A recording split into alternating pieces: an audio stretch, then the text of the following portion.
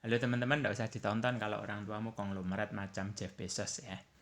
Nah, apa tujuan Anda kuliah? Ya. Ada yang tujuannya begini, yang penting punya status mahasiswa, yang bisa menikmati bebas lepas dari orang tua, tidak tinggal satu kota lagi. Ada yang sekedar cari jodoh, ada yang yang penting kelak bisa reunian. Ya, ini tujuan-tujuan yang konyol sebetulnya. Nah, ironisnya 80% mahasiswa merasa salah jurusan. Kenapa? Karena mereka memilih jurusan dipaksa-paksa oleh orang tuanya, meskipun mereka tidak suka. Ada yang sekedar ikut-ikutan temen. Ada yang diarahkan oleh guru BK-nya, yang penting kamu pilih jurusan yang saingannya sedikit, yang passing grade-nya rendah, tapi yang penting di kampus yang favorit. Nah, sehingga mereka tidak tahu kelak bakal jadi apa, yang penting punya status mahasiswa. 80% seperti itu, semoga Anda tidak termasuk yang seperti itu. Ya. Nah, ini ironi yang lain ya. Semakin tinggi IPK semakin sulit membedakan mana uang besar, mana uang kecil.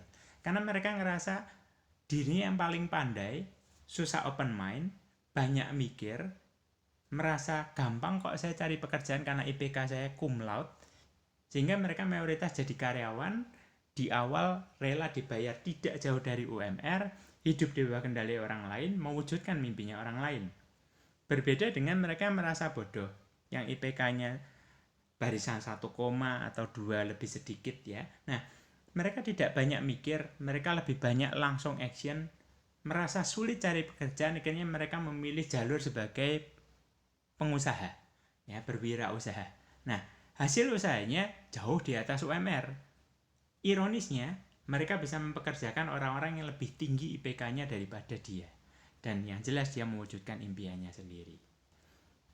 Ini yang diajarkan oleh orang tua Anda mungkin. Belajar rajin cari ranking yang tinggi, kemudian kuliah di jurusan yang laku di pasaran, di kampus favorit, habis itu cari kerja yang gaji gede, tunjangan banyak, sehingga kamu bisa mewujudkan mimpi-mimpimu.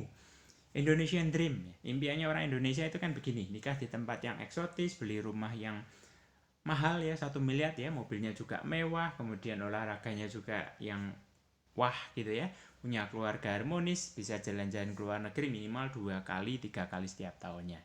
Itu mimpinya orang Indonesia. Tidak salah punya impian, tetapi yang harus dikoreksi adalah kendaraannya.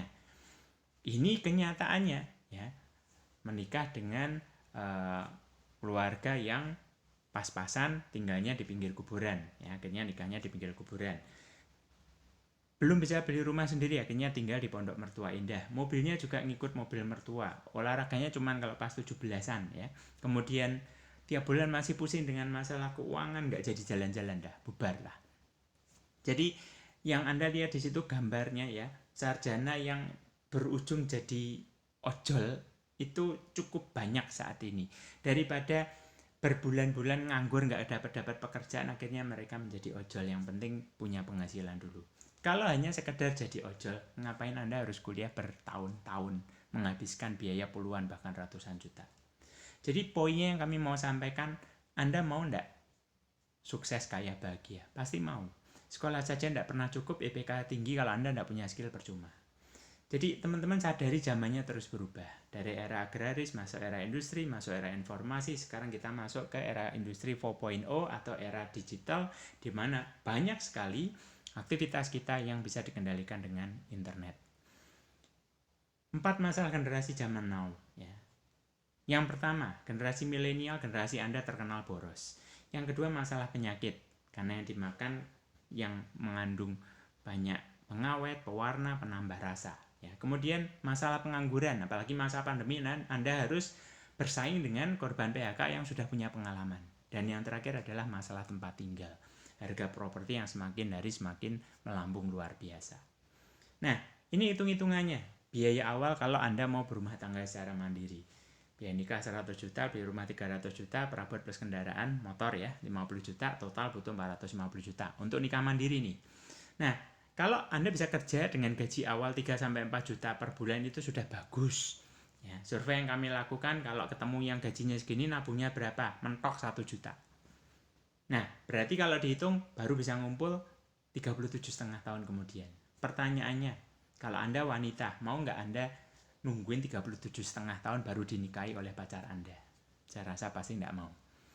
Nah, jadi tambahannya ini, Anda harus belajar tentang pengembangan diri, Anda belajar tentang life skill, spiritual quotient, adversity quotient, emotional quotient, dan yang terakhir adalah financial quotient. kecerdasan untuk mengelola uang. Di bukunya Rich Dad Poor Dad, Robert Kiyosaki juga mengajarkan cari bisnis, belajar bisnis, bukan cari kerja. Sadar bro and sis, jangan mengeraskan hati, jangan menutup diri. Orang tua Anda bukan bank dunia, mereka juga butuh persiapan dana untuk hari tua, apalagi jika masalah mendera.